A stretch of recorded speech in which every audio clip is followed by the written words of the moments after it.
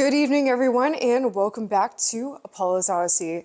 I'm your host, Apolla Asteria, and tonight I have a very special panel discussion for you all, and this is basically a promotion for the new documentary which I directed and hosted in, which is out now, called Nexus to Disclosure: The Truth is Classified.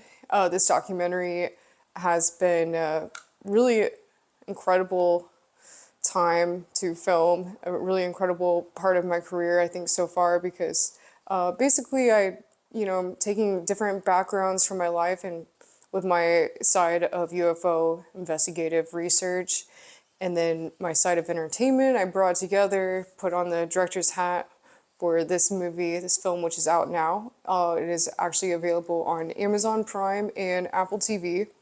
But today I am bringing on a panel of Blake Cousins from Third Phase of Moon, who obviously helped, he produced this documentary with me. And then Linda Moulton Howe, Laura Eisenhower, Kerry Cassidy, and Yvonne Smith. These women are all powerhouses in the field of UFO disclosure, and I have really admired their work over the years. They're really incredible people. I didn't really know Yvonne when I did this show. She was brought onto the table, and I just heard of her work, so I was like, of course she needs to be a part of this. But I've been very good friends with Kerry Cassidy and Laura Eisenhower, and Linda, of course, I've interacted with her quite a bit and interviewed her over the years. So this has been really amazing to bring together. And tonight I have the panel here, and Blake will be basically hosting this panel and interviewing everyone. So thanks everyone for joining me tonight, and I hope you enjoy. Welcome back to Third Phase of Moon. Blake Cousins, we've got the special report for you tonight. Nexus to Disclosure: The Truth is Classified. It's available right now on Amazon and Apple TV, and people are raving about this incredible documentary with regards to the powerhouse of women that have been involved for UFO disclosure for many, many years. And it's my pleasure to bring in the whole entire cast of Nexus to Disclosure in today's episode. And let me tell you, it's a powerhouse. We're going to bring in Linda Moulton Howe from the Earth Files, famous in her work for ufology, investigator, Emmy Award winner, you name it. Linda's been on the front line of disclosure. Plus, we have Carrie Cassidy from the Project Camelot. And let me tell you, Carrie's been a major advocate with regards to disclosure as well, and the investigative reporting and the multiple eyewitnesses and whistleblowers.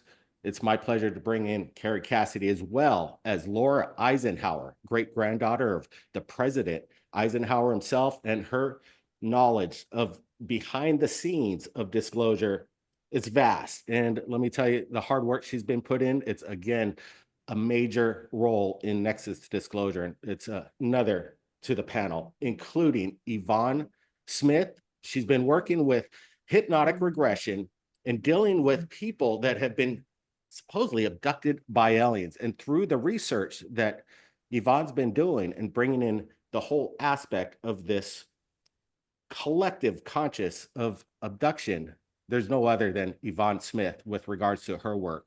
And we also have Apolla Asteria, the director of Nexus to Disclosure.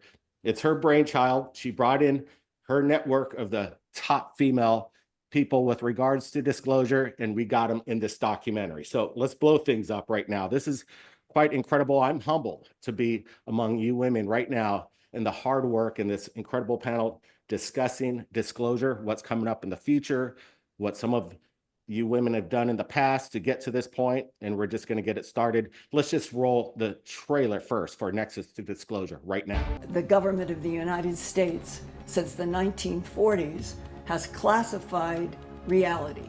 That's where we are, in classified reality. The truth is classified.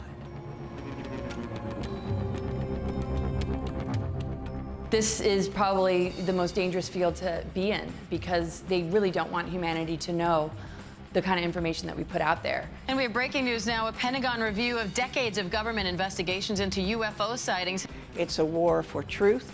It's a war for disclosure. the American public, they really want to know. They're tired of being lied to. We've had a heck of a lot of pushback about this hearing. We've had members of Congress who fought us. We've had members of the intelligence community and also the Pentagon. There were some attempts on my life. I've had many death threats. We're following you. We know where you are. Let's face it, disclosure's a dangerous game. There is way more to this picture than we can imagine. These extraterrestrial biological entities manipulated DNA in already evolving primates to create Homo sapien. The biggest threat to them is our sovereignty. Operation Majestic 12 is created. This all needs to come out. The truth needs to come out. I think humans need to get ready. Extraterrestrials are here. They have been based beneath the basins of the oceans and seas of planet Earth for thousands, millions of years. We're dealing with gatekeepers and a total suppression of information and knowledge. The leaders, everyone, telling all humans the truth. These people are idiots. I mean, these people who think they are in charge. I'm going to pick up what I personally think is the single most important whistleblower leak. At some point, our government is no longer going to have control over this.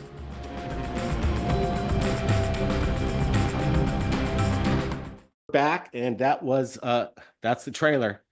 Go watch it. But first, let's get to this discussion and just stick around. We're going to get into a lot of stuff today. So, Linda, let's just start it off with you. I know this is incredible that this documentary is out. Your hard work has been seen by millions around the world. Your investigative journalism, basically, I think everybody on the panel kind of looks up to you, Linda, for the work and the leadership in this disclosure movement. And thanks for being here. Linda, what do you make of working with the panel here, working with Apolla, and this whole idea of how we're going to bring the people the truth? Because we named Nexus to Disclosure, the truth is classified based on some of the statements you say. Why is the truth classified, and should it be reversed immediately? Well, one of the first levels that I feel is sadness. This is the 45th year that I began investigations in 1979, bloodless, trackless animal mutilations, lights over ranches and in fields where the animals were found, linked to people talking about being taken in beams out of their houses. And I remember that in the September of 1979 was a meeting that would ricochet and echo up to today as we are in April of 2025. And that was going to see the sheriff in Northern Colorado that everybody recommended, that he had been dealing with 100, 200 animal mutilations. And the day that I sat in his office and he said, Linda, I want to show you 166 color Polaroids I've taken myself. That's evidentiary in a court of law as sheriff. And he came to one particular case. He wasn't explaining, I'm looking at the Polaroids. And it was a 1,700-pound steer, and the head was down in a hole about 8 or 10 inches. And the body was completely and perfectly laid out on dust. There was no plants, it's all dust. And he said, you can see for yourself. As the deputy and I approached this animal, I brought my hand up and I said, stop. I don't want our footprints to come in here. Let's stay 12 feet out. Let's do a 360 around this animal, photographs. And they were doing Polaroids. And he concluded that whatever it was that was behind this mutilation, it had the ability and the power to hold the 1,700-pound steer in place on the ground in dust. And there was not a single track around that body, including the animal's own tracks. And he said, this is my first sheriff interview. Linda, how do you think this animal got on its side with its legs out and the head is down in a 10-inch hole? And I said, well, I hear the UFOs have beams they can pick up, put down. And he said, yes, and we have witnesses who have seen those beams. If you are open-minded there, you are at the beginning of what is a genuine mystery of the relationship of what is it in the sky that has this ability? What are they doing? Why are they doing this to cattle and what else? Well, now, today in 2025, I can tell you, it's been around the world. It includes kangaroos in Australia. Animal mutilations are a part of this vast story.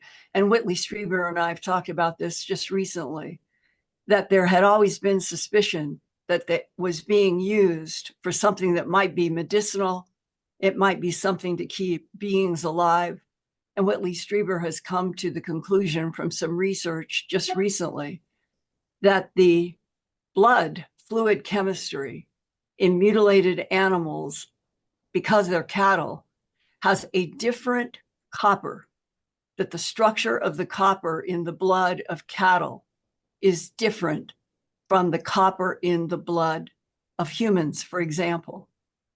This is 45 years later, and we still have not even been told the truth. We're not alone in this universe. We have never been alone in this universe, and it's beginning to be preposterous that we are kept at a distance from the truth. That's why I have always said, this is so weird that reality is classified.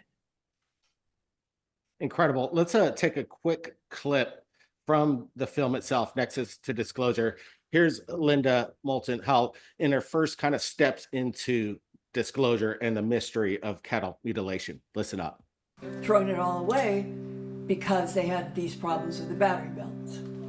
And it was that day, that phone call with the ABC network in New York City, that I said, I want to find out what is happening to these battery belts and why it's interfering with the power to the camera. Documentary filmmaker Linda Howe refers to the mutilations as an alien harvest. Howe has followed up on hundreds of cases and says whatever cut open these cattle didn't use a knife or pinking shears. Pathologists have told Howe that the cuts went between rather than through the animal's microscopic cells. A laser capable of doing such work would approximate the size of an office desk, hard to cart out into an open pasture.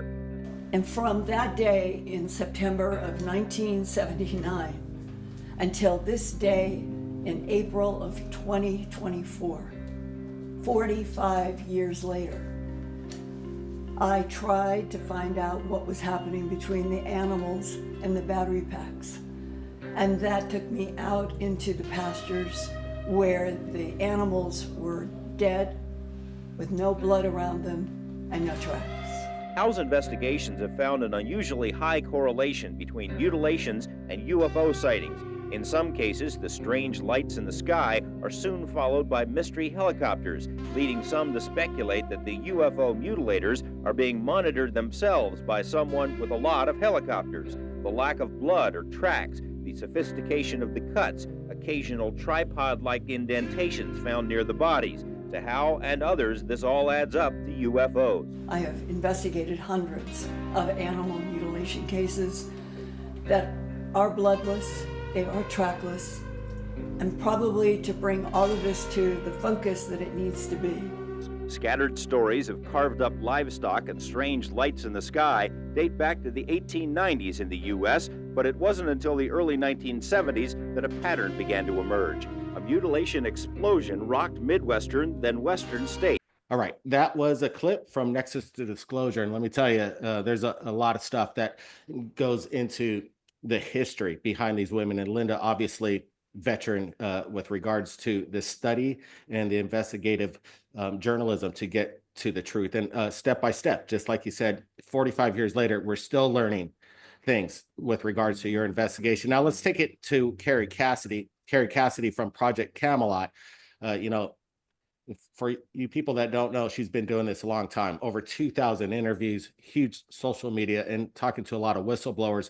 Kerry, it's exciting that we're getting this whole collaboration of these minds in this documentary. Kerry, can you tell us on how you, got you started. I know you like Close Encounters of the Third Kind, and these sci-fi movies got you inspired. But when you started to get your feet wet into this, what was your first indicator that you knew something was up, that this is an absolute cover-up of the truth? Well, I knew it since I was a child because I was abducted as a child.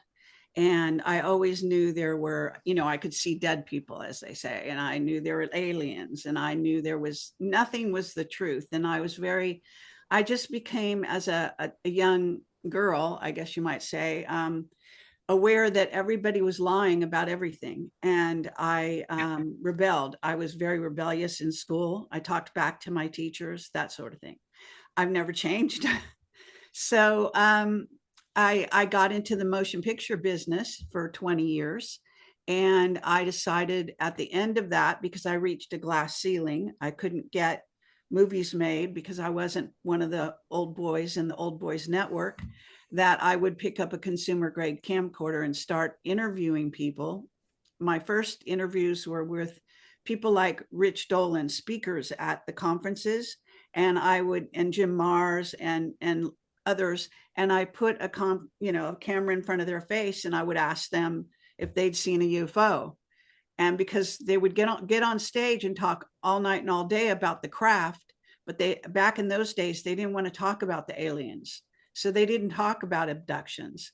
And so I wanted to ask them, had they ever seen a UFO? Did they have any direct experience? And they didn't in most cases, although once in a while they did have some little story, like Rich Dolan said he saw a UFO with one of his kids, that kind of thing. So that was the beginning. And then I met my partner at the time, Bill Ryan. He was English, and he was representing serpo.org. Actually, he was just the public face of a website that was run by the DIA with what it happened at the end of Close Encounters, which is an alien human exchange program. And it was run by the DIA, and that was a disclosure of a kind in a movie. And so basically we decided to team up, and I taught him how to use the camera. And he was a coach, an adult education kind of coach, and an Indiana Jones type. And we decided to travel the world interviewing whistleblowers from above top secret. And that's exactly what we did. We only lasted as partners for about 2.5 years. We had differences of opinion. We had people trying to break us up. And so I took over Camelot and went my own way, since I'd really started it back in the day. And Bill went over to a Project Avalon forum and was kind of interested in discussing things with the public in that forum type setting. So so I mean, I have known my whole life that people are lying to us, that our government's lying to us. I had investigated the occult. I knew about the Illuminati when I was 12 years old. And so, there was nothing, any mystery, any conspiracy to me was a good word. It meant there was something worth looking into. So that's what I did. Absolutely incredible. And, again, just dealing with this topic and being on the front line, there comes sometimes a little bit of danger and harassment and intimidation. And I know all of the women on the panel have experienced some form of that. Let's just roll a clip from Kerry Cassidy right here in Nexus to Disclosure. Take a look at this. My emphasis is on getting the truth out and getting a good performance out of the people that I talk to and interview, and they tend to trust me, especially on camera. And it's said that I have some kind of special power to get people to tell the truth, even when they didn't plan on it. So I think I'm an extremely unusual person in this field. I can tell you that I've been told this by people, in the deep state, in the secret space program. I break a lot of rules. I am told that, big, strong soldiers are afraid to be interviewed by me because I don't let them just, slide by or pontificate and give me a lot of mind-controlled blather. I tend to I'll interrupt people if I think they're going down the wrong road and not being honest. And all of this has earned me an incredible reputation. Some people would say it's a good thing. Some people hate me. I've always been a person that tends to get what you call a polarized response from the audience, as opposed to mislikability or something like that. That's my contribution. My contribution is truth. I'm absolutely dedicated to the people can handle the truth on every level. And I think that we need to really get it out there. And I will go up against, I don't care who it is, King of England. I talk back to the White Hats, to 107, who I think is JFK Jr., and I don't give a shit. I don't like it that they try to cover the truth. I don't like it that they want to put a spin on it because they want votes. That doesn't matter to me. I'm sympathetic with that. I admire the White Hats. I think they're wonderful. I think they are rescuing children in underground bases, for example. And I think they're very brave and need to be taught how to be, like I said, warriors. All right, that was a clip from Nexus to Disclosure. The Genius link's below. Everybody could go watch it right now. But first, let's stick around a little bit. We got a lot to discuss with this panel. Now, let's take it out to Laura Eisenhower, great-granddaughter of the president.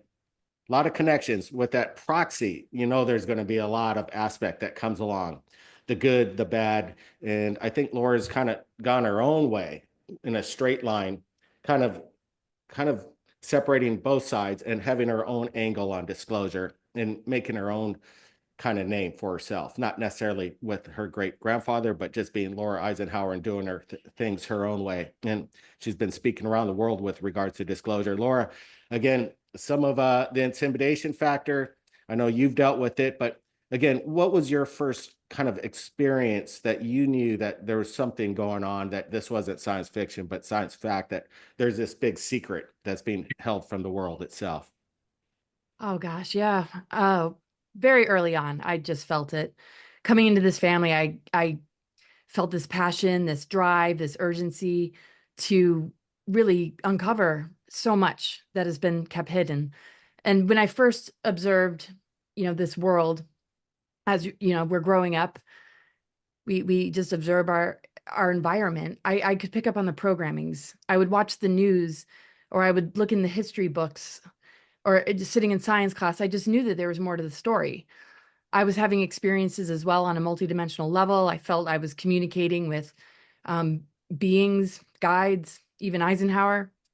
And there was just this purpose in me that was so strong to begin to lift and peel back all the different layers that keep us from the truth, because the pillars of our society have been infiltrated with social engineering and false narratives, and the educational system and the medical industry. Just every pillar of society has really created a humanity that doesn't think that there is a much, much bigger picture. So those of us that are in this field that have ventured outside of the classroom, we know that there's a much bigger picture. And in presenting this information, it's not taken seriously because you didn't learn that in elementary school or high school about our galactic history, about UFOs or government ET alliances or treaties or anything like that. So I feel like it was a major catalyst being born into the Eisenhower family. And from the get-go, I was just wanting to uncover the truth. And that was my intention. And that was my drive and inspiration. And so running into a lot of different things said about my great-grandfather in connection with signing a treaty with great ETs was definitely something I wanted to explore. I was recruited to go off planet. So I had a targeting on me since I was a child to take me down a timeline that I didn't want to go down, which also put me through a lot of contemplation, a lot of rabbit holes and deep digging. And what I found was that there's a lot of false narratives. It wasn't Eisenhower that signed a treaty with the Greys. There's a deep state that is infiltrated that is a lot older than this administration, than his administration and the one that we're currently in. And this shadow government that operates behind the scenes has a lot of information and a lot of technology. There's hidden secret space programs. There's alien tech that is being used. And while we exist here as humans, we don't realize that we're going down a potential trajectory of an artificial timeline that's been engineered. So in order to get to the bottom of it, we have to look at, is history being rewritten? Is our government going to bring about disclosure? What are all these sightings and all these individuals that are coming out with stories that have been contacted or abducted? Secret space programs, super soldiers as well, breeding programs. I mean, there's millions of people that are speaking up. So we are in a time where these voices have to be heard. Disclosure is going to come from the people. The government has to hold space, if it's going to be an administration for disclosure, to make sure that all the different compartments have doors that are open, so there's no longer compartmentalism, so that we can really begin to see how interconnected everything is. And that's going to take everybody being willing to put this out on the table and be a part of this larger conversation. Share your stories, your experiences. The whistleblowers, we have to take them seriously. We have to listen to people and begin to unlock the true mysteries of ourselves. Where was our DNA manipulated? Why has all this been hidden? What is the end goal? So I like to look at the positive side of all of this, is that the more we know, the more we're going to discover our dormant DNA, our relationship with our galactic heritage, higher dimensional beings, and that there is a small group of nefarious beings, though, that have formed an alliance with our governments that want us to stay dumbed down and controlled and want these things hidden. And the belittling or the smear campaigns or just all the different tactics they use to cover this up, well, it's not covered up anymore. The lid has been lifted. And so I'm just grateful to be with everybody that is a part of this, that has dedicated their life to this mission, because really when it comes down to it, it's humanity's mission is to awaken, right, to who we truly are and what's been actually going on. And once we get a grip on all of that, we are going to have a lot more control over our destiny, and we'll be able to remove ourselves from anything vampiric or anything that wishes to control us or use our genetic material in a weaponized way. And then we'll also understand how much benevolence there is out there that is looking to connect with us, so that we awaken to the multidimensional nature of all that we truly are.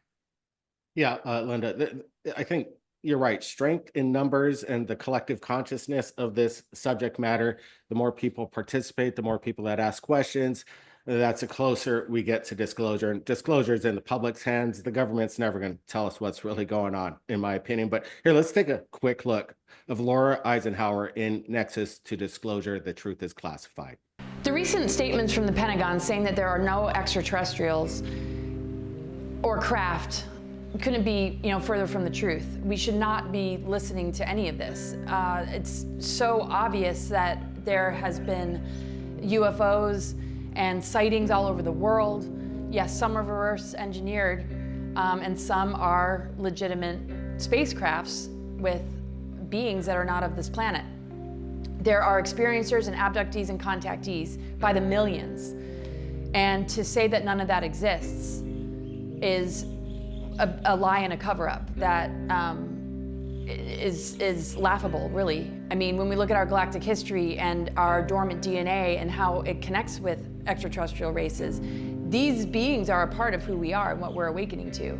There's a much, much vaster picture here on a multidimensional level of all that we are, what our galactic history holds, how we've been interacted with and visited, and how beings occupy this earth and subterranean civilizations underneath the ground and in underground bases. So there is way more to this picture than we can imagine, and this statement from the Pentagon should be a strong, strong reminder of how much we're dealing with gatekeepers and a total suppression of information and knowledge to keep us disempowered.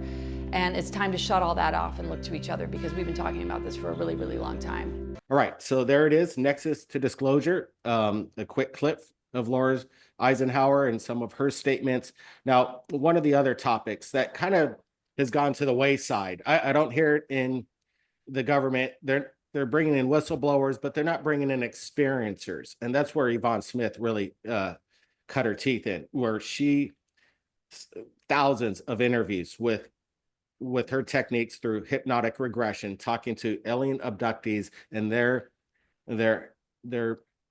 insight and their experience with these off-worlders, people that things that have not are not from this earth. And some of these encounters is it's interesting because there's a lot of similarities going on. But Yvonne, through this hypnotic regression techniques and the people that you're dealing with, a lot of them want to remain anonymous, but they all have this urge that they want to tell their story. And I think your platform is one of the places that people gravitate to because they're accepted, and it's kind of a group therapy almost, because it is traumatic, I would imagine. Yvonne, what was your first impression, or how'd you find out, like, wow, there's really something to this? This can't be somebody dreaming or they're making things up. This is something that's actually happening. Oh my gosh. I can't believe I've been doing my work now for 34 years.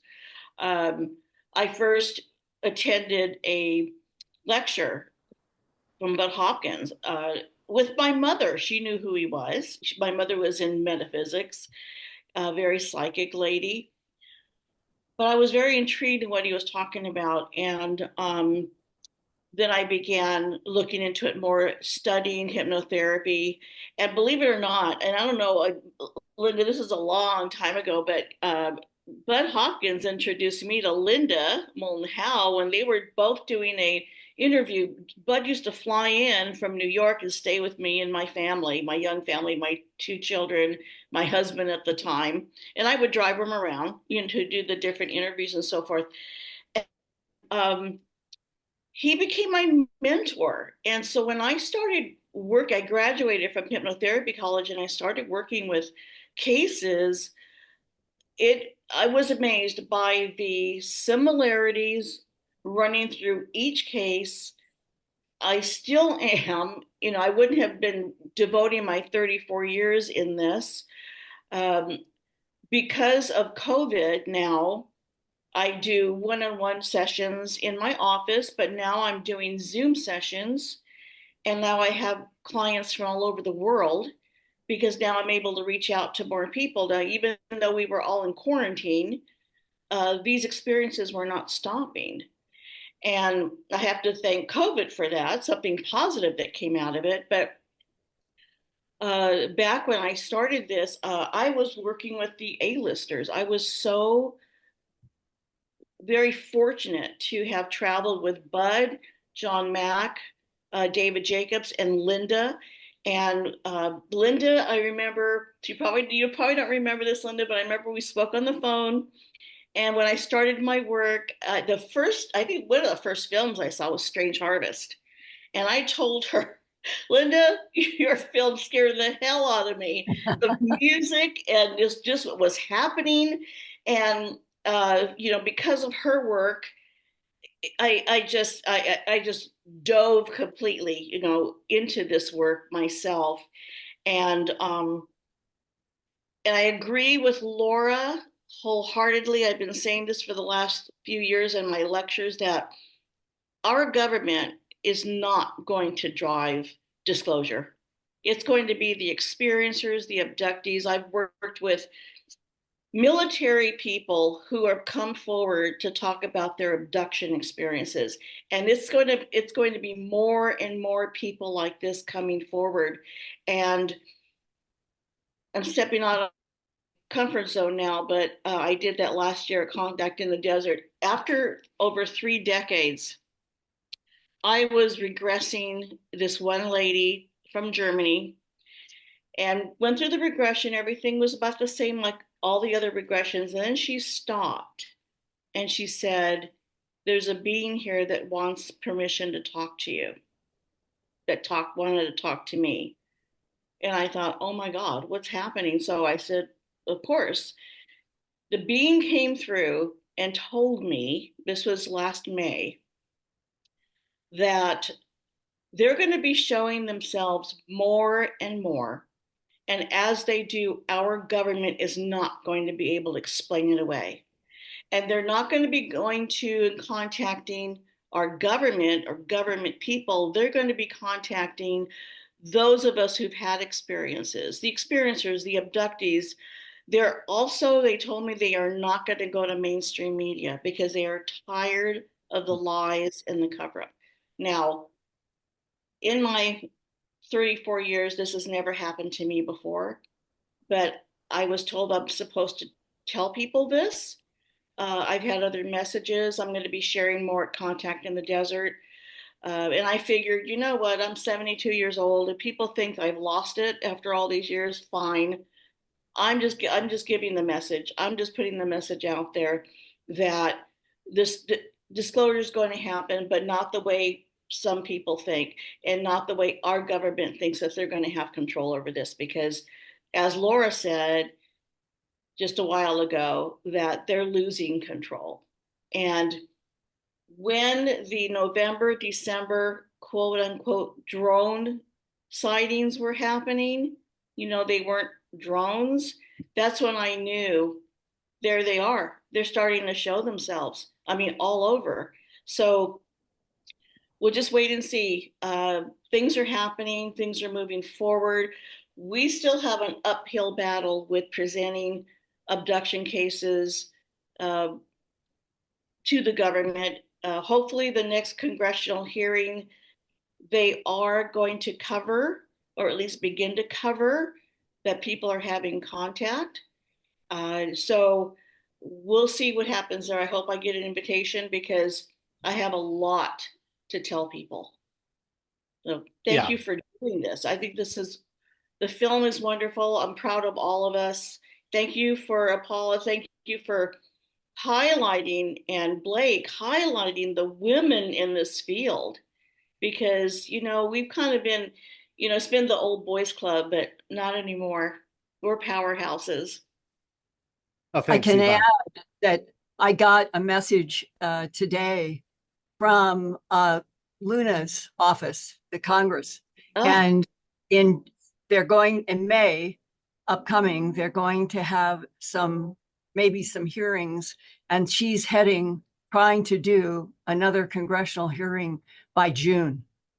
So the very fact that it has now been at least that much been distributed, let's hope that nothing changes it. Because Luna really has some solid information. She wants to get it out, and cheers. Yes, cheers. Yeah, Thank you, Linda. Luna's created the task force, no doubt about it, and she's got her eye on the ball. And let's roll a quick clip from Yvonne Smith's testimony right here on the documentary Nexus to Disclosure. We've been hearing statements like that. There's nothing to this. These craft don't exist. It's a broken record. And, it's a slap in the face to people, witnesses that have come forward. We've had congressional hearings with sworn-in witnesses that are pilots, highly trained pilots that have have described what they saw flying around in our skies right near them, doing maneuvers that they couldn't do in their own aircraft. So, you mean to tell us that all these people are delusional? They didn't see what they saw. It's very, we've all been hearing this for so long. It just gets to the point where we don't even want to listen anymore, because we have to keep going and researching and talking to more witnesses. When's the government going to come out and tell the truth? I don't think it's going to be the government. It's not going to be the government. It's going to be abductees and experiencers coming forward in mass and talking about what happened to them. And I'm talking about people from all walks of life. all walks of life, professional people, housewives, construction workers, happens to everybody and anybody, famous people, not famous people. So at some point, our government is no longer going to have control over this. All right, that's Yvonne Smith and some of the statements with regards to some of her work and her experience in this field. And it's not easy. And let me tell you, just everybody on this panel's worked their butts off. Sorry to say, but it's just so much work and dedication. It's awe-inspiring. And when Apolla approached the Cousins brothers and said, I got this idea about another disclosure project, and she's putting out these names, we're like, wow, that'd be amazing to see this whole thing come together. And it actually has. It's wrapped up and it's delivered, and public's watching it, and it's quite incredible what Apolla's been able to do. And it's all kind of network too. This was a lot of proxy work, a lot of remote kind of filmmaking, but it got all put together, and I think it turned out great. Apolla, what do you think when it was all kind of set in stone that everybody here was going to participate, and you were starting to get these interviews, and the content was coming in, and the editing process, and how it all turned out? I've been really excited to put this project together for a very long time. I'd have to say that this was definitely a nexus of my career in a way, because it brought together different aspects of my work over the years in regards to entertainment and being a UFO investigator, and really kind of pull it together. Putting myself in the director's hat with this project is something that I've been wanting to do for a very long time. I've been a part of this field for about 10 years now, and I thought that basically running into these different women over the years and working with them, I've really felt like there needed to be a project highlighting the work that they did in their career. And I know that wasn't something that's really been out there yet, where it showed just the female investigators in the field. My background and the way I got into this was basically, I was kind of raised by metaphysical family members that taught me like things to do with metaphysics. And, I kind of took a background with that and an interest in the history of, the ancient astronaut theories, basically. I guess, the show Ancient Aliens, I was really into that kind of topic before that show came about. I always felt like there was a hidden side of our history in regards to ancient civilizations, and, possibly beings coming down into ancient civilizations and teaching them information and giving them technology. And so that really started my interest in this field. And then a little later on in my life, I moved to LA and I became part of the entertainment industry. But around that same time, I actually started going to conferences. I think Contact in the Desert was actually my first conference about 11 years ago. And I just realized, like, oh my gosh, all my favorite authors are here. And I immediately kind of became embedded into that network. And eventually people started asking me to host their conferences. And then eventually I started giving my own presentation at conferences.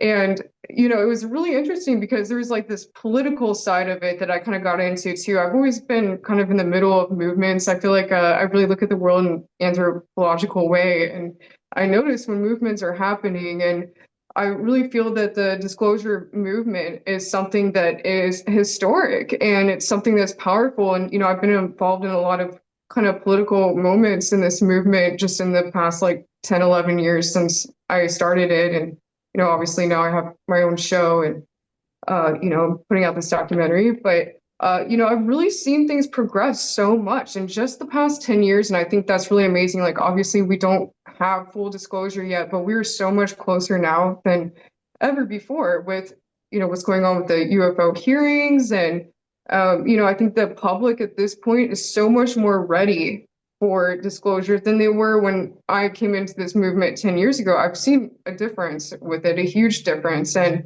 I just really wanted to highlight these female investigators in this field because I feel that they've done so much work, and maybe sometimes they don't get the credit that is due to them. I mean, obviously they have to, but I really thought it'd be incredible to put all these investigators together. And in my mind, when we started making this project, I kind of call it in my mind the Scully project, like X-Files, because I don't know, they're kind of all like in my mind, like a kind of like a version of the Scullys, So I thought that was kind of funny. And I just, there's this Scully effect I talk about at the beginning of the documentary where when the X-Files started, there was this effect that happened where more women became involved in STEM fields because of it. And I feel like, it's important for women to have an idol in this field. And I think that really inspires more women to become involved in UFO disclosure, to have,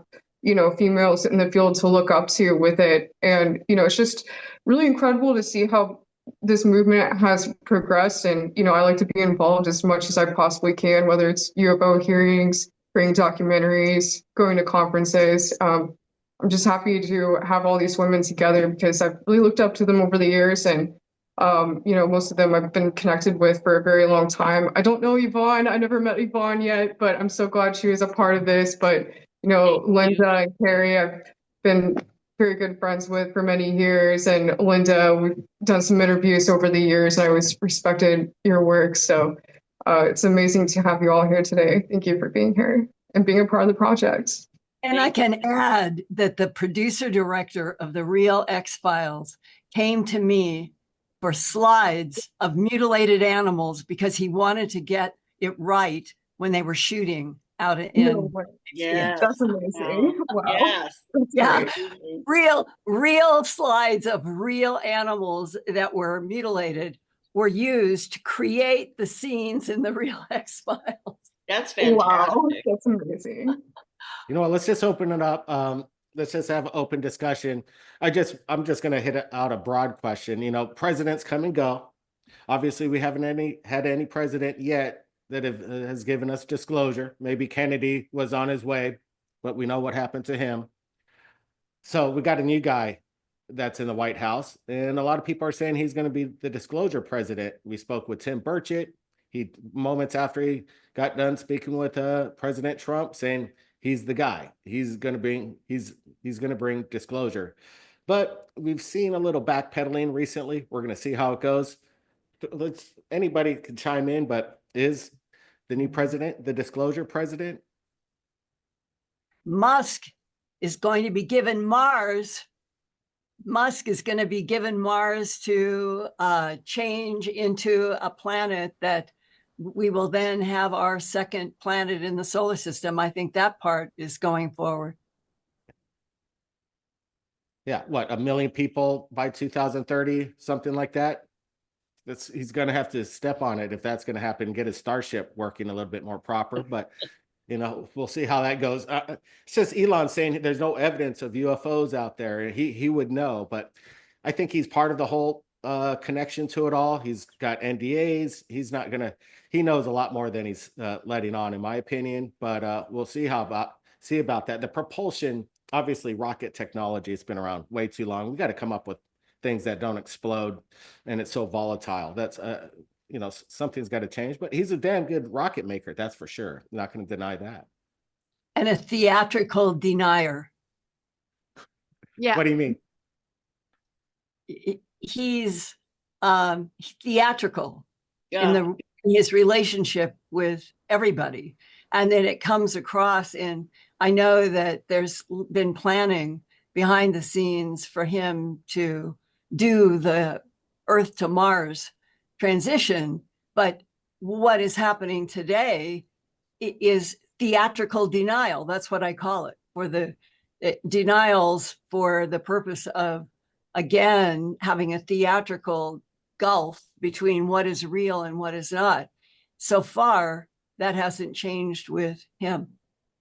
Yeah, I just want to say, I feel this is a disclosure administration, as long as it's the people that determine that they're going to bring about disclosure. There has to be an end of censorship, and there has to be just more coming together and advising. Like, he has to be open to hear what a lot of us have to say, because the deep state is not just something you get rid of overnight. I mean, it is so deep. And we have to help this administration by winning the war from within. It's a war on consciousness. We have to recognize the deep state tactics. What's the underbelly of all these different institutions? What is actually really going on? We have to listen to one another. So if we're allowed to do that, if we're protecting our children and their missions and helping them to develop themselves in a way that is not socially engineered or hampered with in the way that we've seen, then we will have an administration that's holding space for a greater disclosure that's coming from humanity. I feel that there's going to be narratives that aren't going to welcome a lot of other information to come into the conversation, which is kind of a concern. So as long as that's not happening, I feel, this is a disclosure administration, but I think it's a seed planting one. I feel like enough has been said. There's the Q drops. There's all these different hints of this much, much larger picture. And I think we have to take it from there because he can't do this without us. And what I love in Eisenhower's final speech is we have to be a knowledgeable and aware citizenry, and the governments had better get out of the way and let people have peace. And so some of these things have always stood out to me because, it's up to us. It's really up to us. The last administration wasn't going to make it easy. All these different psyops and false flags that are further entangling people in the problem, reaction, solution game with the potential false disclosure narrative that is not a true solution, but all part of this sort of engineered reality. We have to be able to see through it to hold this administration accountable. So it is a disclosure administration. Carrie? Amen.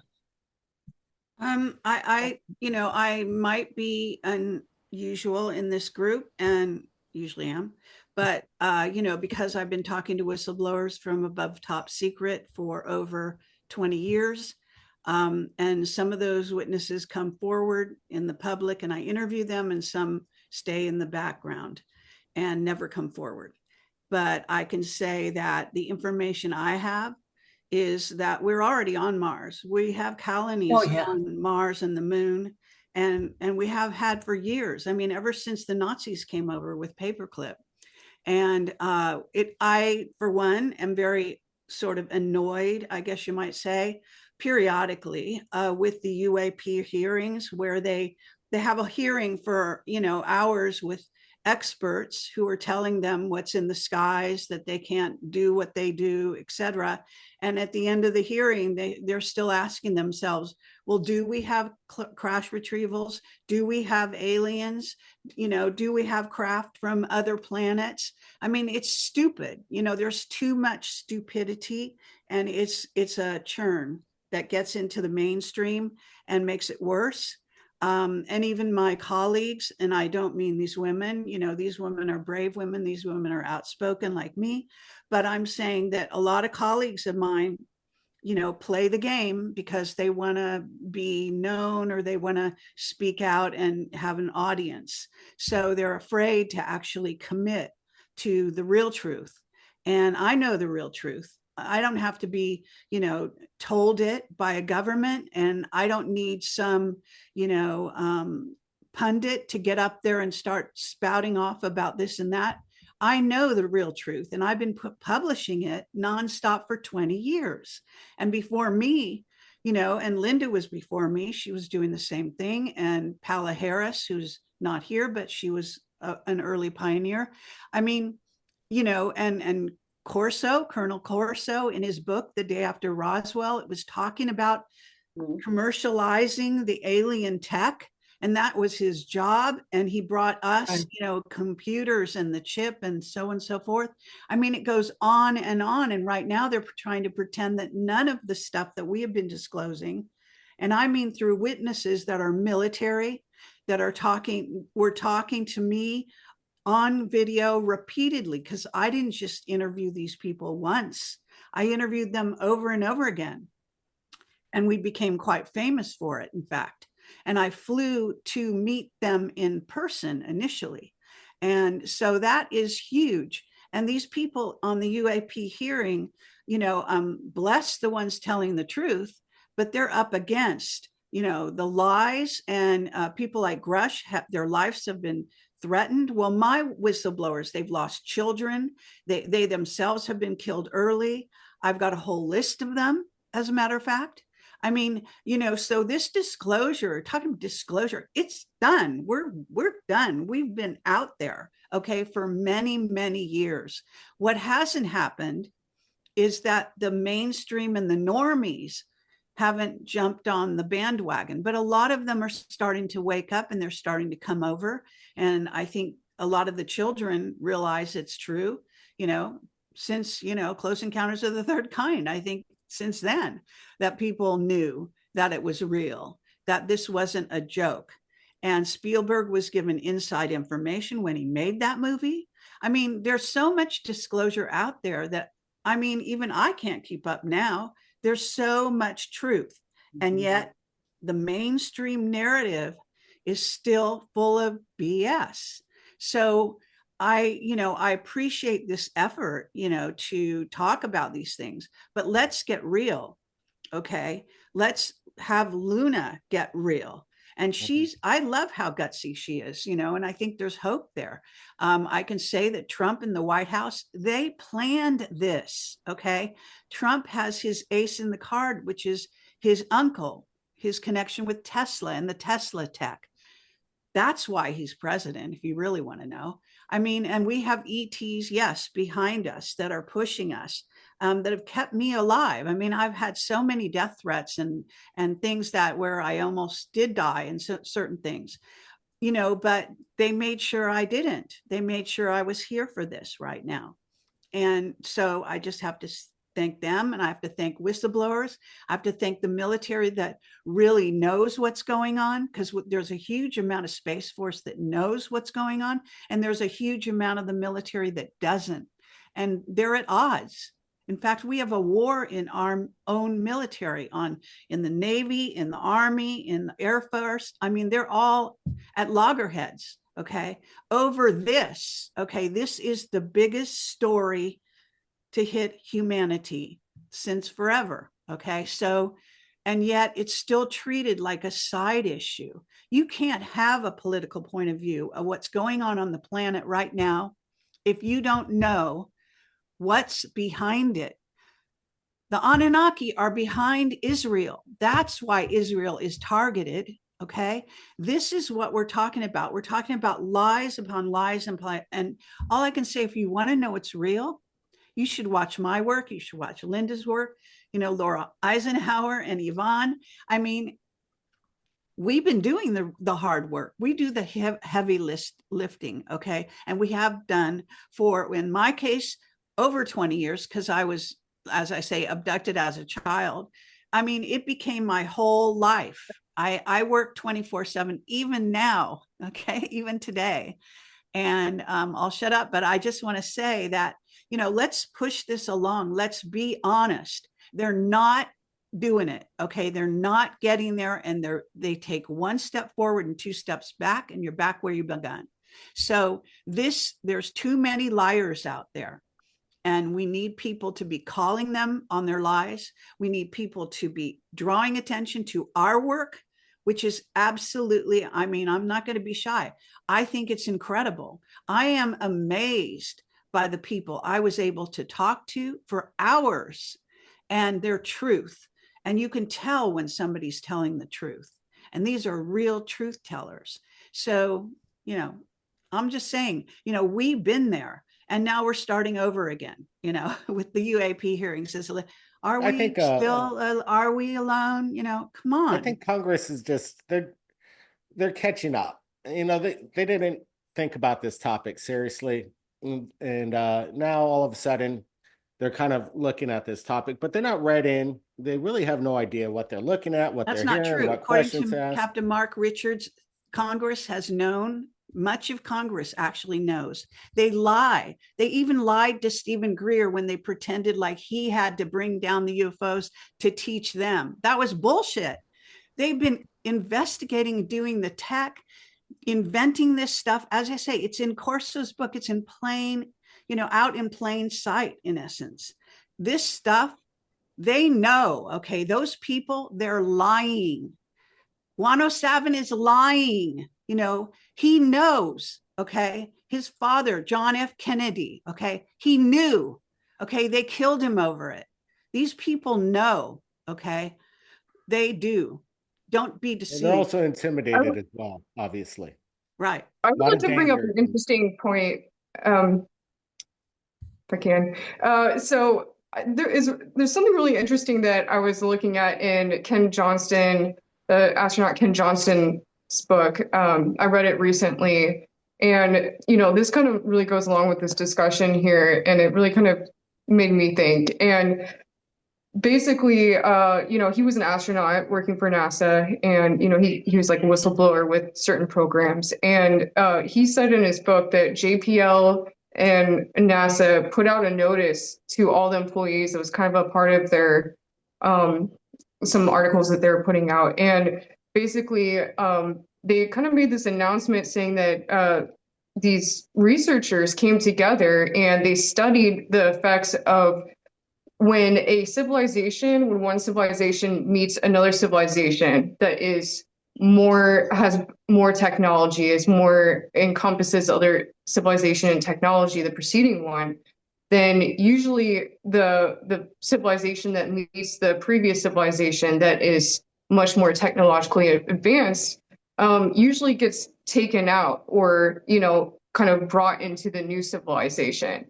And basically they were saying in this article that if we, had disclosure, if our race ran into another advanced race, then they think that it would wipe out our civilization. And, I really looked at that and I'm like, okay, well, maybe that would be a reason why the government would try to keep this under wraps. But, I just really don't think that that's true. And I think that this has been going on for a lot longer than, government and, what's been going on in the world with just the political side of everything. I think that, certain religions were keeping this information under wrap, thousands of years ago. And this is still going on to this day. And it's like, it makes me wonder if we weren't lied to from the beginning, then this wouldn't have been a problem. We wouldn't have needed disclosure. This wouldn't have been this whole issue of like, how are they going to have this soft disclosure program to make this public aware slowly, which I think is what's happening right now. Is like, I think they're trying to like put out this soft disclosure so that it doesn't hit the people too hard. But then also at the same time, they don't want to release some of these technologies because a lot of the technologies that are involved in disclosure are technologies that would make us a free energy society. And could save our lives and could have that stop power. the elimination of our population, like with things like COVID. The bottom line is they are killing us and they're doing it methodically. We have an enemy out there that people need to be aware of. We have many enemies, and we have alien AI, by the way, invading this planet right now that nobody talks about. Elon Musk is lying to you, okay? He is working for the good guys now, but he is still muzzled. He's still trying to be careful because I guess they'll kill him in a heartbeat. But the bottom line here is that we know, okay, and that ETs are here, and Courtney Brown and his remote viewers are teaching people how to use cameras and seeing the flights of UFOs above our heads day and night, okay, with special vision cameras, et cetera, et cetera. They are out there. You can go up to Lake Tahoe and see them all over the skies at night. And humans have been reporting these UFOs down through the centuries. So, and they're also involved in some of the things like the burning bush and the this and the that. So what we're talking about is real and has been out there now for many eons. But what they're really doing now is more and more trying to dumb down the people, trying to make people like us still like conspiracy theorists. No, it's conspiracy facts. And basically what's happening here is they're in denial. You know that Burkett and Luna and one other person went from Congress, they went to the military base that is holding some crash retrievals. And they said, okay, here we are, show them to us. And the general came to the gate and said, no, you're not allowed, and sent them away. That's what happened. Okay. Matt, This is what's going on. I can add another piece.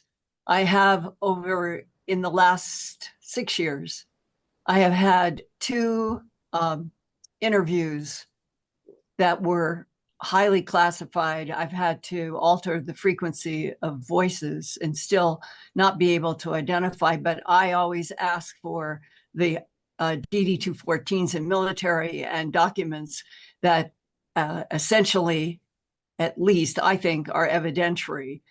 And in these discussions, it has been about people working in the big names that you would know in terms of aerospace. And these 2 completely different individuals, they don't know each other. They have described for me working side by side with the category of extraterrestrial known as a tall white or a Nordic, and that they have worked with them on engineering problems.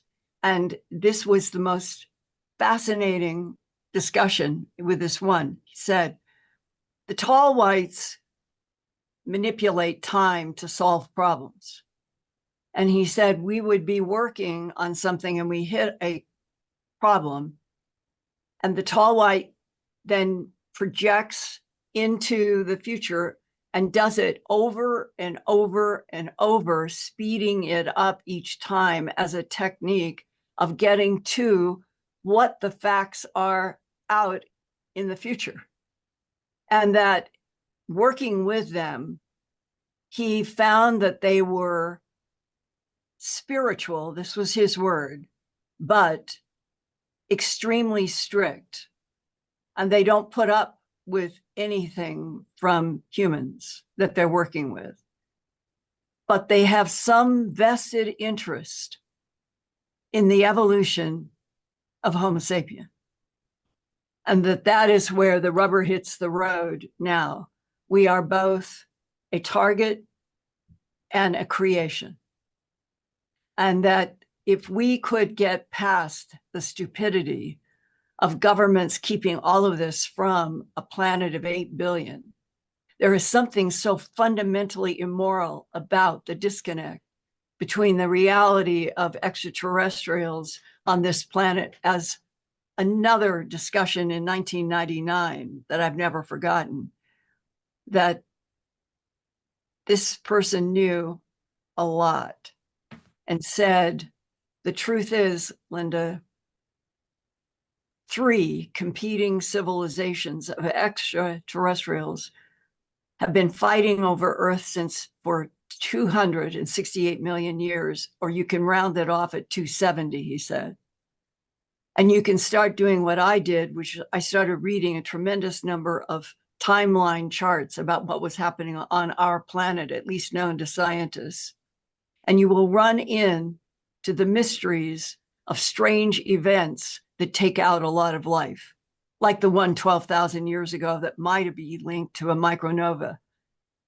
And one of the physicists who had worked with extraterrestrials had submachine guns in his face going down the different levels at S4, Edwards, said that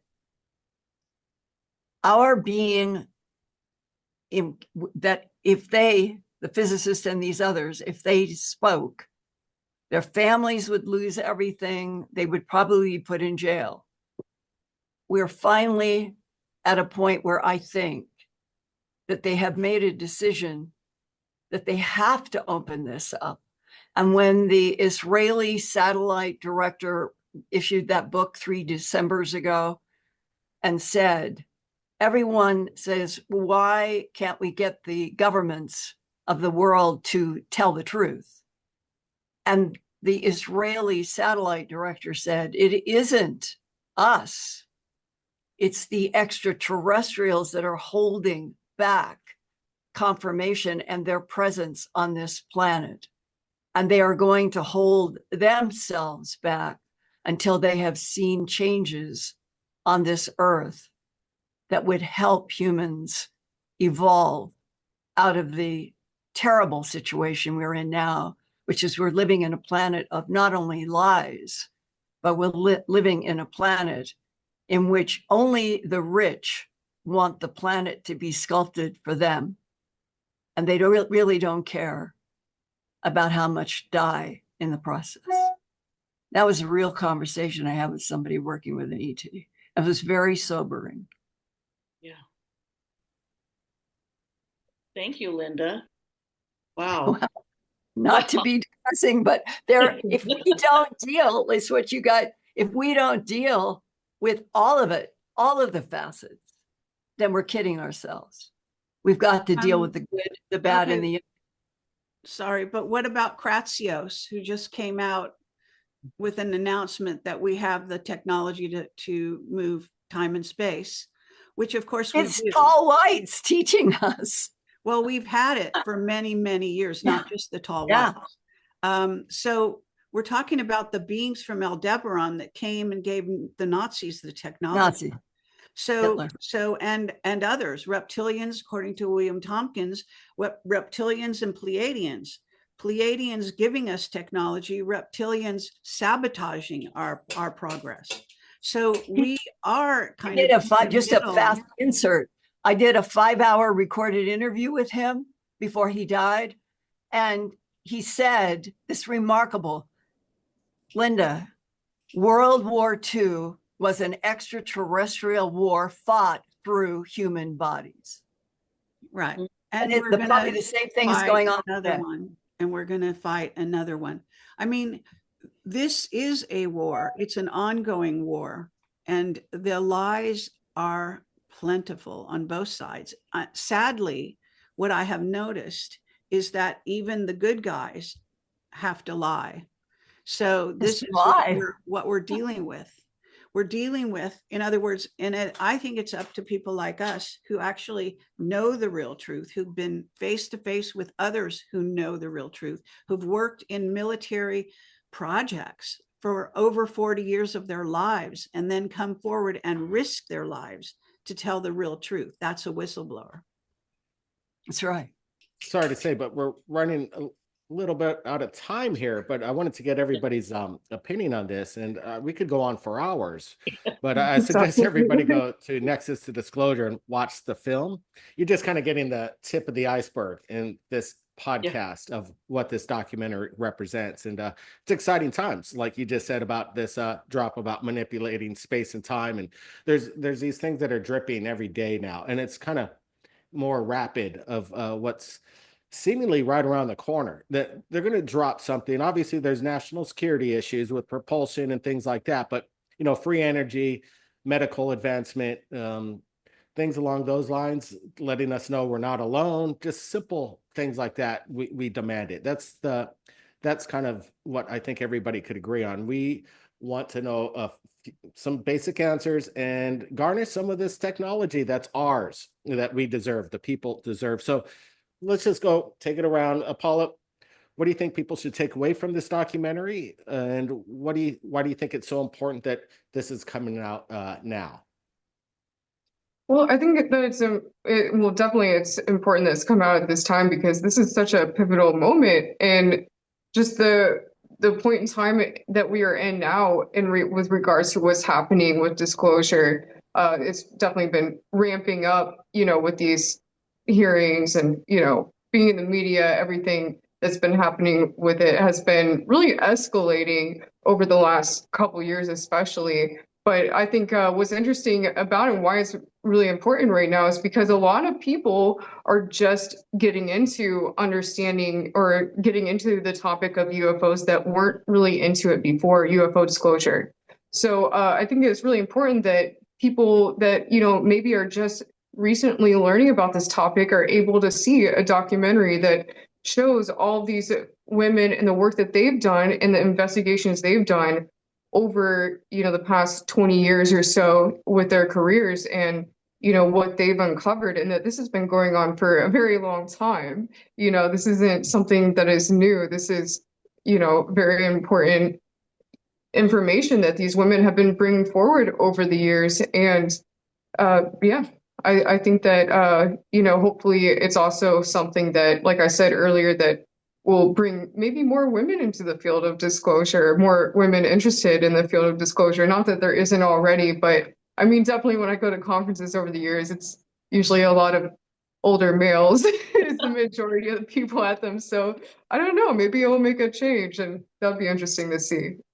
Yeah, this is like the OG club of ufology, the women behind it. And they're real life people. They're not fictional characters like Scully's. These guys are real life superheroes, in my opinion, like straight up Lois Lane, and they're willing to put their lives on the line here. Linda? It would be a real step if there was never a mention of, oh, she's a woman.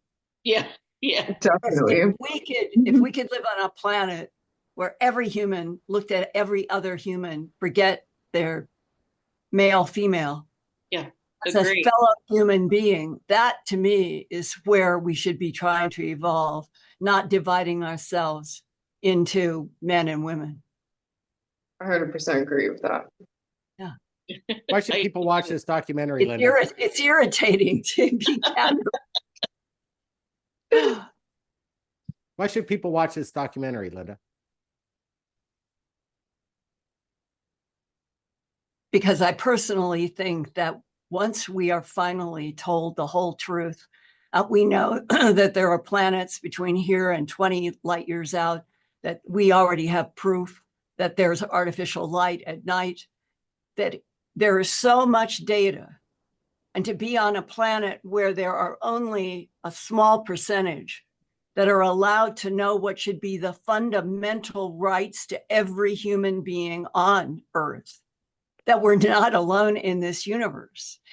And the very fact that leaders, quote unquote, have had this information since World War II. And we are now at 2025 as we are gathered around this talk today, to still be the threat to the reality that everybody is owed as a conscious life form. It is so fundamental. If we continue on this theatrical denial path, God help Earth. Wow. Definitely, it's the people demand it. Carrie, why should people watch Nexus to Disclosure besides that it's just an all-women panel? Well, I didn't know when I was participating, maybe it just kind of blew by me. I just figured you wanted to interview people that were sort of, whatever you want to call us, experts in these matters, okay, having to do with disclosure, having to do with what's really going on and off the planet, under the planet, in the seas, inner Earth, etc., interdimensionals. So as far as I'm concerned, it's great that we're women and that we've done the work we've done. And we managed to fight the good fight and stay with it all these years, which is many years between us, I guess you'd say. But, I think that's like not the big fact of the matter here. The big fact of the matter is that we want and have disclosure, and that the real truth is out there. It's with us, and that there are plenty of people denying it, but that doesn't change the fact that it's out there. And so I just think the more you can learn about this topic, learn from our experiences, what we've come up against, go watch our work. I mean, I do 2-hour interviews and I know Linda puts a tremendous amount of work into her articles, and she, has been doing this forever. The evidence is out there. The evidence is with us. It's all here.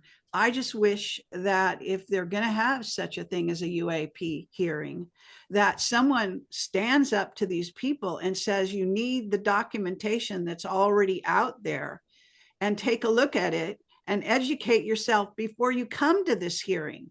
And then don't start at ground zero with literally zero, okay? So that they can make some progress on behalf of humanity in that discussion. And it involves Congress, yes, and kind of parts of the government. I mean, as far as I'm concerned, Trump has had the podium and has it all the time. At any moment, he can come out and say some positive things about what's really true. And he damn well knows everything, okay? He knows. And according to 107, he studied with Nixon, and Nixon was taken out of office by the CIA because he knew too much and because he was about to talk about it, that he was in all kinds of personal turmoil over the real truth. And there are so many people, there's a huge litany of bodies of people who are disclosing, free energy activists, free energy scientists, people that have been killed over this subject, that you can just study that and that alone, and you will see they're hiding stuff from us. And we have got to not stand for it, okay? And so that's why they should watch this. They should listen to everything we are saying today, and they should realize the urgency, because we on Earth are going to face an even bigger war, according to what Project Camelot was told in the early days, that World War I, World War II, and even this war, supposedly, quiet war with Iran and China right now, this is all preparation. I have evidence that our military is being trained to deal with incoming alien races, including a race of androids that is going to try to take over this planet. And so whether it's takeover from within or without, even the CCP, the takeover, the steal of our election was by gray ETs in concert with the CCP. This is what we're talking about.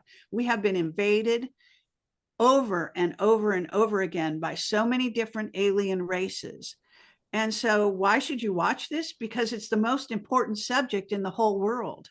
And you better educate yourself and get prepared, because the future is going to be mind-blowing. And the 17 nights in December of 2024 over Langley, 17 straight nights, they called them drones. Yeah. That's the acceptable football to kick around now, drones. But I have talked with two people who work there in Langley, and they told me we did not know what any of those objects were, and that they had access to the airspace directly over Langley for 17 nights. Right. This is incredible. So is there some sort of front action that has already started that is going to involve androids? I also have heard that. I don't have any evidentiary proof. But there's also this question about the Tronoloids that were part of a briefing presented to President Reagan. And the Tronoloids were described as insects from a planet and a solar system at approximately less than 20 light years close. And I've heard this now from a variety of people, but Tronoloids and an invasion of androids and insects is what the government thinks that the world can't take. Turn it around. What happens if we are told the whole truth and every Homo sapien becomes a fighter for planet Earth and the truth? Would be a whole different world. Are we at the end game, Laura? Yes, we are. And the reason why watching a documentary like this is so important is because there are so many who suffer in silence: abductees, experiencers, SSP survivors, whistleblowers that want their voices to be heard. There's so much denial that is passed down generation to generation. There's so much that we have a responsibility to uphold for our fellow humans, to not allow, silence to rule. When somebody has been abused and is silenced, that leads to a denial of a wound that is very much taken advantage of. Unresolved trauma and amnesia is what they've been taking advantage of. There's trigger events, there's false flags and psyops to keep us in that loop. And so generation to generation, without looking at ancestral patterns, without digging deep into, who you are, beyond family, who your soul is, because you might not even resonate with the family you were born into. It's all about self-knowledge and gaining self-knowledge. And in that, nothing can control us. When we awaken our multidimensional nature, our creative imagination, and we realize how powerful we are, we recognize that they're the powers that stole and we're the powers that be. And when we give each other the mutual love and respect, that is something that we need to really work on. We can all have important voices. We can all recognize our purpose. We all will see the uniqueness and the importance of standing strong in your sovereignty with that, instead of following something or just going along with something or being afraid what people think. Those days are over. We don't want any more suffering in silence. It's time to heal as a humanity. It's time to remember who we are. And a documentary like this is going to really kickstart that process. And it's for you to discover from within. We're just here as messengers. We're here with our missions. We're here with what we've been called to do, but it's inside of you as well. And I just hope you'll find the inspiration to stand strong in your truth and don't be afraid, because we in our unity and in our sovereignty are way more protected than in our unconscious wounds, continually masking it with all their tactics to prevent us from really digging deep. So we owe it to ourselves and one another. Absolutely. Yvonne, what should people take away from Nexus? Well, I agree with all these wonderful, strong women that I've had the pleasure of, participating in this documentary with.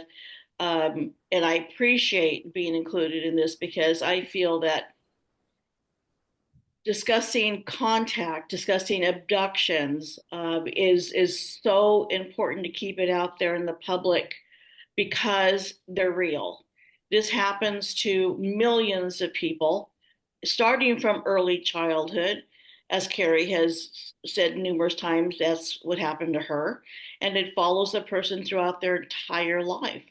And more people are coming forward publicly because they are tired of living a lie. They're tired of living a secret life. So watching something like this, a documentary like this, is going to keep everything to the forefront. And I agree with everyone that we're there. I mean, disclosure is there. There's too much information out there. I keep thinking, as I was listening to everybody throughout the years, through regression, I've heard from hundreds. I've done hundreds and hundreds of hours of regression, but they say, the abductees, experiencers will say, the being or the beings are telling me and telling us that we all have a job to do. We're all being trained. And when the time comes, we will know what to do. And I think we're nearing that time, which I had coined in my book, the urgency, because everybody was feeling something coming. And I think we're coming upon it now. So I thank you for allowing me to talk about my work, and all you powerful, wonderful women. Thank you too. It's nice to see everybody. And Paul, I hope we work together more and more. This is an excellent, and I'm telling everybody about this. I'm sending everything at the links to all my lists, because it's an excellent, it was very well done, and I'm proud to be part of it. Thank you. Yes, Excellent. thank you so much, Anybody that's watching this podcast, feel free. You could download it, upload it on your social media. There's, we just want to get the word out with regards to the disclosure that's pretty much in our hands. And this whole panel, this discussion, truly awe-inspiring. What a elite group of people participating in this project. And we're excited. Maybe Paula, Nexus 2, maybe a sequel coming up. Find out. I'm sure everybody's on board here. Absolutely. Yeah, I think pretty much everyone here already said that they would love to be a part of a second one. And, I think after seeing the first one, this first one that we just did, like, obviously that's the introductions of everyone's back history is done. So now maybe in the next one, we can get into the real stuff, the heavy stuff and there's so much more happening just in the time since we filmed, which is about a year and a half ago, or a year ago, I believe. A lot more has happened since then in regards to disclosure with the government and, just everyone's own research. I'm sure they've uncovered more and with their investigative work just in the past few months here. So I think our Nexus Part 2 will be very interesting. The story never stops. Life keeps going, and who knows what's right around the corner. But it's been fun. Everybody, Nexus to Disclosure, The Truth is Classified, available right now. Amazon, Apple, the Genius links below. And let me tell you, it's a worthy watch. Everybody, be safe out there. Thanks for joining us right here at Third Phase of Moon. Keep your eyes on the skies, everybody. We're not alone. Thank you all. Over and out. Thank you. The government of the United States, since the 1940s, has classified reality. That's where we are, in classified reality. The truth is classified. This is probably the most dangerous field to be in because they really don't want humanity to know the kind of information that we put out there. And we have breaking news now, a Pentagon review of decades of government investigations into UFO sightings. It's a war for truth. It's a war for disclosure. The American public, they really want to know. They're tired of being lied to. We've had a heck of a lot of pushback about this hearing. We've had members of Congress who fought us. We've had members of the intelligence community and also the Pentagon. There were some attempts on my life. I've had many death threats. We're following you. We know where you are. Let's face it, disclosure's a dangerous game. There is way more to this picture than we can imagine. These extraterrestrial biological entities manipulated DNA in already evolving primates to create Homo sapien. The biggest threat to them is our sovereignty. Operation Majestic 12 is created. This all needs to come out. The truth needs to come out. I think humans need to get ready. Extraterrestrials are here. They have been based beneath the basins of the oceans and seas of planet Earth for thousands, millions of years. We're dealing with gatekeepers and a total suppression of information and knowledge. The leaders, everyone, telling all humans the truth. These people are idiots. I mean, these people who think they are in charge. I'm going to pick up what I personally think is the single most important whistleblower leak. At some point, our government is no longer going to have control over this.